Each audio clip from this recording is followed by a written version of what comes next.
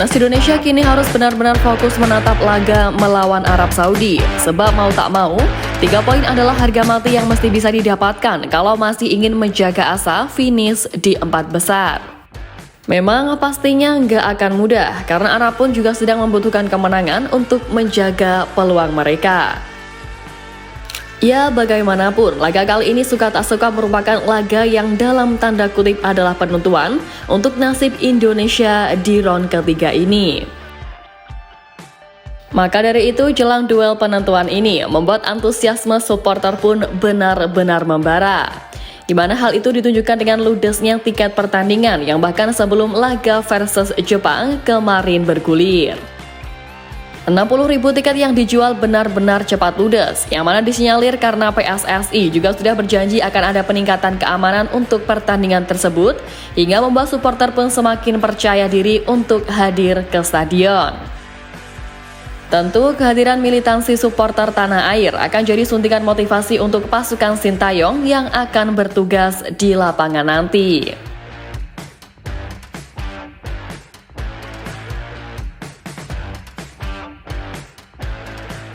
Ya, walaupun mengingat pentingnya laga lawan Arab ini, koreografi spektakuler Godzilla dan Gundala yang dipersembahkan oleh supporter Indonesia saat melawan Jepang 15 November kemarin sepertinya tak bisa ditampilkan di laga kali ini.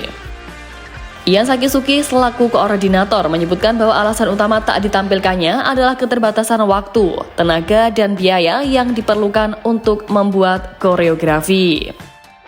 Tapi tanpa koreografi, supporter Indonesia tetap memiliki strategi lain untuk mendukung tim kebanggaannya. Di mana kali ini fokus mereka adalah memberikan dukungan penuh sepanjang pertandingan dengan meneror psikologis lawan melalui nyanyian, yel-yel, dan suasana intimidatif yang bisa menjatuhkan mental para pemain Arab Saudi. Ya, langkah ini dianggap lebih efektif dalam menciptakan tekanan di lapangan, mengingat Arab Saudi datang dengan kepercayaan diri tinggi usai menahan imbang Australia 0-0 pada laga sebelumnya. Meski begitu, euforia yang ditunjukkan oleh supporter Indonesia ini tak luput dari sorotan media-media internasional. Meski kalah, namun media dari Jepang tetap memberikan pujian kepada timnas Indonesia dan juga supporter skuad Garuda. Mereka menyoroti kehadiran puluhan ribu supporter fanatik pasukan Merah Putih yang terus memberikan dukungan meski timnya harus menderita 4 gol di laga tersebut. Meskipun hasilnya cukup besar, Jepang sempat mengalami kesulitan di awal pertandingan melawan Indonesia yang didukung oleh 60.000 supporter tuan rumah. Namun demikian, semangat para pendukung semakin meningkat setelah gol-gol yang tercipta. Tulis media Jepang Soccer Digest. Nah, menariknya, pemandangan ini pun tak dijumpai saat skuad Samurai Biru bertandang ke markas Bahrain dan Arab Saudi. Mereka bahkan membandingkan dengan menyoroti saat laga terakhir, masih banyak supporter Indonesia yang berada di stadion untuk bersama-sama menyanyikan lagu kebangsaan bersama pemain. Meski dipermalukan di kandang sendiri, tapi mereka sama sekali tak beranjak, yang mana menunjukkan kalau supporter Indonesia tetap bangga dengan semua pemain dalam pertandingan melawan Jepang tersebut. Tentu hal ini membuat media itu heran dan kagum sebab militansi supporter yang ada di Indonesia bukan cuma unggul dalam segi jumlah saja, tapi daya juang pun sama-sama membara.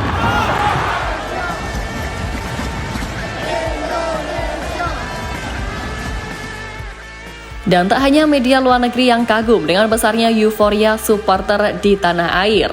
Calon pemain timnas Indonesia Olen Romani pun juga sangat bahagia dengan dukungan masyarakat terhadap naturalisasinya. Banyak penggemar dan pengamat sepak bola menyadari bahwa kehadiran penyerang berkualitas tinggi seperti Romani dapat memberikan dampak positif bagi performa timnas Indonesia. Keputusan Romani untuk hadir di pertandingan kemarin juga merupakan langkah awal dalam mengenal atmosfer sepak bola di tanah air. Hal ini sekaligus menunjukkan komitmennya untuk beradaptasi dan juga memahami dinamika tim serta para pendukung setia. Salah satu momen yang menarik perhatian publik adalah ketika Romani bermain bola dengan anak-anak pemulung di Jakarta, yang mana kegiatan ini diunggah di berbagai platform media sosial dan berhasil mendapatkan respon yang sangat positif dari netizen. Selain bermain, Romani juga menunjukkan kepeduliannya dengan menandatangani jersey yang dikenakan oleh anak-anak tersebut. Tindakan ini tidak hanya menampilkan sisi humanis Romani, tetapi juga kontribusinya dalam membangun citra positif di mata masyarakat. Melalui aksi ini, Romani pun menunjukkan usaha yang nyata untuk berinteraksi dan menyatu dengan budaya lokal, yang mana hal ini menginspirasi banyak orang untuk lebih peduli terhadap lingkungan sekitar dan juga memberikan dukungan kepada mereka yang membutuhkan. Dan selain menunjukkan jiwa sosialnya, Ole pun dinilai sebagai pemain yang tidak hanya memiliki keterampilan, tetapi juga pengalamannya untuk bersaing di level internasional. Di musim ini, Romani bak menjadi jawaban, sebab ia telah berhasil mencetak 2 gol dalam 10 pertandingan yang telah dilakoni bersama FC Utrecht. Meskipun catatan golnya tidak terlalu mencolok, tapi pengalaman yang dimilikinya di kompetisi Eropa diharapkan dapat memberikan kontribusi positif bagi skuad Garuda. Karir sepak bola Romani sendiri dimulai di Akademi NEC Nijmegen, di mana ia kemudian melanjutkan perjalanan karirnya dengan memperkuat Willem II dan FC Emmen sebelum akhirnya bergabung dengan FC Utrecht. Performa terbaiknya terjadi pada musim 2022-2023, di mana ia berhasil mencetak 11 gol untuk FC Emmen. Pengalaman Romani di kompetisi Eropa tentu dianggap sangat berharga.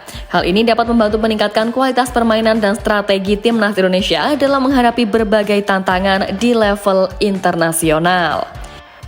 Dan dengan target yang ambisius untuk lolos ke Piala Dunia 2026, kehadiran Romani diharapkan dapat memberikan kontribusi signifikan dalam memperkuat lini depan timnas.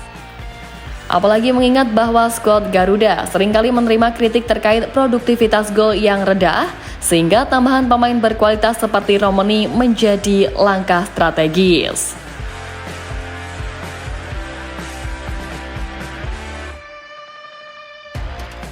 Ya, meskipun tak bisa menampik kalau kekecewaan tentu masih dirasakan oleh publik.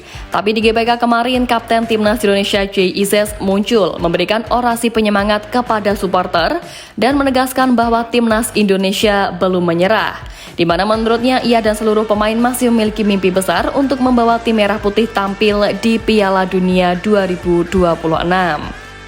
Dalam orasinya pun, Joy menyampaikan rasa terima kasih atas dukungan luar biasa dari para supporter, baik di laga kandang maupun tandang.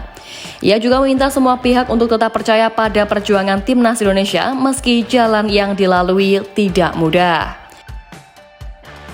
JIZ juga mengingatkan bahwa Timnas Indonesia kini diperkuat oleh banyak pemain yang berkarir di luar negeri, termasuk dirinya yang bermain di Serie A Italia bersama Venezia FC. Di mana karena ini pun menurutnya, keberadaan pemain diaspora menjadi modal besar bagi tim merah putih untuk terus bermimpi tampil di panggung dunia. Dengan penuh keyakinan, Joy menyampaikan kalimat penutup dengan mengatakan bahwa Timnas Indonesia masih memiliki peluang dan akan terus berjuang demi mimpi besar mereka. Ya, semoga saja seluruh tekad dari elemen Timnas Indonesia termasuk supporter benar-benar bisa membawa tim ini ke ajang bergengsi dunia untuk pertama kalinya. Ya, meski berat, tapi ingat peluang itu masih ada. Semangat Garuda!